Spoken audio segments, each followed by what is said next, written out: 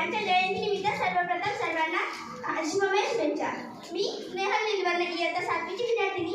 आज मी आपल्यासमोर छत्रपती शिवाजी महाराज यांच्या कार्याची महती सांगणार आहे। प्रतिपचंद्र लेखे व वर्धिष्णु विश्ववंदिता शहाशुन शिवशेषा मुद्रा भद्राय राजते।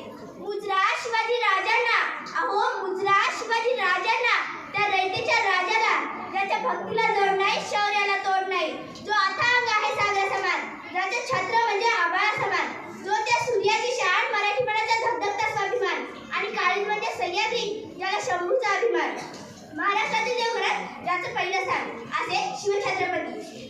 जो भगवा असं म्हणत आहे, कृपावंत आहे, दयेचा वसंत आहे, कुशीतून स्वराज्य निर्मितीचं स्वप्न उदयास आलं तर राजमाता राष्ट्रमाता जाऊ आऊसाहेब।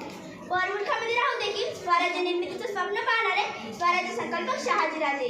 त्यांनी निर्माण केलेल्या स्वराज्याचे नुसतं रक्षणच केले नाही तर ते स्वराज्य 10 पटीने वाढवले, ते म्हणजे छत्रपती संभाजी महाराज। म्हणतात ना, नियतीचे मालक बना पण परिस्थितीचे गुलाम बनू नका। 16व्या शतकात आजच्या दिवशी एक तारा चमकला, शिवनेरीवर तोफांचा गडगडाट झाला, सनई चौकडा वाजू लागला, एक गारोळी त्या सह्याद्रीच्या कडेकपारीत दुमदुमली, अरे माझा राजा जन्मला, माझा शिवबा जन्मला, दीनदलितांचा कैवारी जन्मला, दृष्टांचा सारी जन्मला, माझा राजा जन्मला, माझा राजा जन्मला। उंच आकाशी झेप घ्यायची असेल तर गरुडासारखं बळ हवं, उंच आकाशी झेप घ्यायची असेल तर गरुडासारखं बळ हवं, दरीत झेप घ्यायची असेल तर नभा एवढं धाडस हवं, पाण्यात सूर मारत असेल तर माशासारखी कला हवी, आणि स्वराज्य निर्माण करायचं असेल तर शिवबांचंच काळीज हवं, शिवबांचंच काळीज हवं। मित्रांनो, शिवाजी हा केवळ 3 अक्षरी शब्दच नसून तो एक मंत्र आहे। तो मंत्र उच्चारताच अंगातलं रक्त सळसळायला लागतं आणि एकीकडे सकारात्मक दृष्टीचा प्रवाह निर्माण होतो। तुळजाभवानीच्या साथीने, जिजाऊच्या मार्गदर्शनाने आणि मावळ्यांच्या साथीने शिवबांनी हिंदवी स्वराज्य स्थापन केले।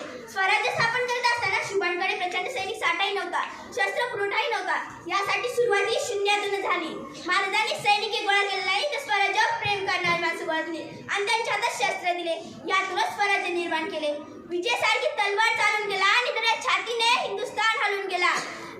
मुठभर मावळ्यांना घेऊन हजारो सैन्यानं लढून गेला, समर्थ मराठा शिवबाहून गेला, समर्थ मराठा शिवबाहून गेला।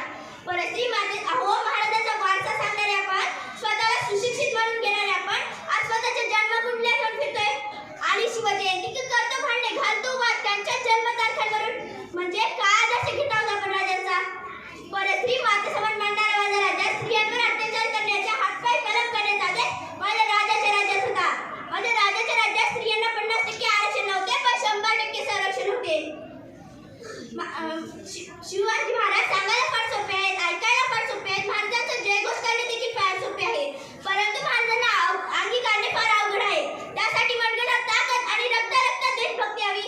मग बघा, घराघरात निर्माण होतील शिवबा आणि या शिवबांना जो आचरणात आणेल तो या जगावर राज्य करेल, एवढे मात्र नक्की हा।